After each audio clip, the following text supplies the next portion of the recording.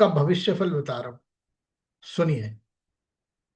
यदि आपका जन्म नक्षत्र उत्तरा फाल्गुनी है, यदि आपका जन्म उत्तरा फाल्गुनी नक्षत्र में हुआ है, तो आप सावधान हो जाइए, क्योंकि अगस्त 2025 से लेकर के जून 2026 तक यदि गुरु की कोई दशा चल रही है या आगे चले, तो ये परिवार के अंदर रोग, अप्रत्याशित घटना या कहीं न कहीं हानि जैसी स्थिति परिस्थिति बनाएगा।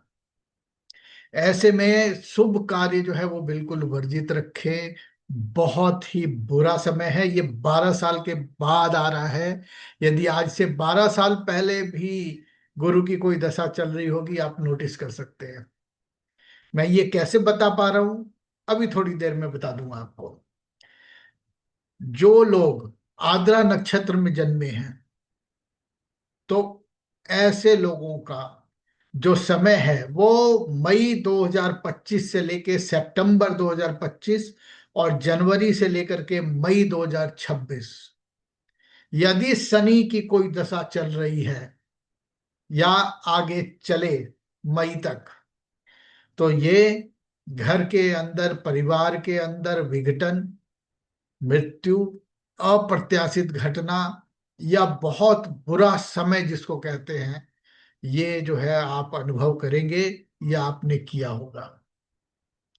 आज से 30 साल पहले देखेंगे, लगभग लगभग, तभी भी यदि शनि की दशा चल रही हो, तब भी ऐसा ही कुछ हुआ होगा। ये उन जातकों के लिए है जिनकी आयु 30 वर्ष से ज्यादा है। राहु की दशा जिनकी चल रही है, ठीक है, महादशा हो, भुक्ति हो, अंतरा हो, और ऐसे लोग यदि विशाखा नक्षत्र में जन्मे हो, तो आप देखिए 25 दिसंबर 2025 से लेकर के जुलाई 2026 तक का जो समय रहेगा, वो बहुत अप्रत्याशित और बुरा रहेगा। अशुभ घटनाएं, रोग, मृत्यु, कलह, कलेश, सेपरेशन जैसी चीजों को आप अनुभव करेंगे। आज से तकरीबन 9 और 18 वर्ष पहले भी ऐसा ही अनुभव आपने किया होगा, यदि राहु की दशा कोई चली होगी। जो लोग कृतिका नक्षत्र में जन्मे हैं और उनकी केतु की कोई दशा चल रही है, महादशा, भुक्ति, अंतरा, क्योंकि सूक्ष्म प्राणा तो 2 4 5 दिन में निकल जाता है, तो ऐसे व्यक्ति जो केतु की दशा में चल रहे हैं और जिनका जन्म नक्षत्र कृतिका है, तो वो पिछले 8 महीने से जो है वो परेशानी झेल रहे हैं। व्यापार कर रहे हैं तो नुकसान हो रहा है, रिलेशन के अंदर परेशानी खड़ी हो रही है, रिश्तेदारी के अंदर दिक्कत हो रही है, कुछ न कुछ अप्रत्याशित घटना, रोग, दुर्घटना, इस तरह की चीजें जो है वो हो रही हैं।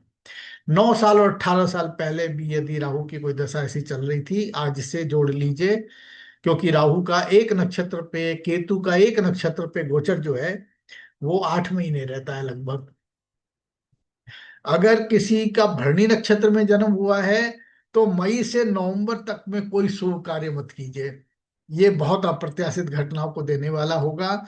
और जो भी कार्य करेंगे, इन सभी में जो मैंने अभी आपको बताया, गुरु, शनि, राहु और केतु के, ये अप्रत्याशित होंगे। अब मैं बहुत पर्टिकुलर बता रहा हूं आपको, ऐसे लोग जो रोहिणी नक्षत्र में पैदा हुए हैं और जो चतुर्थ चरण में पैदा हुए हैं, ये 25 मार्च जो अभी आई है, 25 मार्च से लेकर के 22 अप्रैल तक का जो समय है, ये बहुत प्रिसाइसली बता रहा हूं, बहुत तकलीफ और कष्टकारी है। तो ऐसे में सभी शुभ कार्य मत कीजिए, है ना, वर्जित रखिए।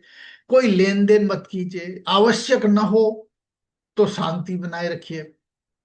और यहाँ पे आप देखेंगे, ये वो समय है कि अगर आपने किसी ऐसे सेंसिटिव मुद्दे को छेड़ दिया, तो यहाँ पे आपके साथ अप्रत्याशित घटनाएं, तनाव, कलह, कलेश, नुकसान और कुछ न कुछ पारिवारिक जो है वो विघटन जैसी चीजें होती ही होती हैं।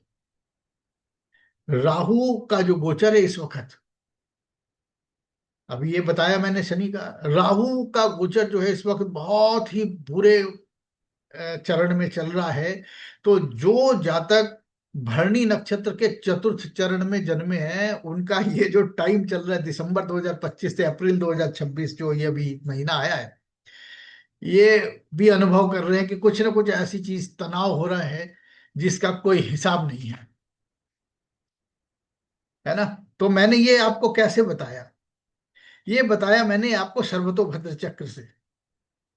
आपको इस वीडियो के माध्यम से बताना चाह रहा हूं कि आप 18 अप्रैल 2026 से सर्वतोभद्र चक्र और कमोडिटीज की क्लासेस मैं ले रहा हूं। और ये उसका एक नमूना था, ये मैंने प्रत्यक्ष बताया, आप हमारे कमेंट बॉक्स में लिख के जाना।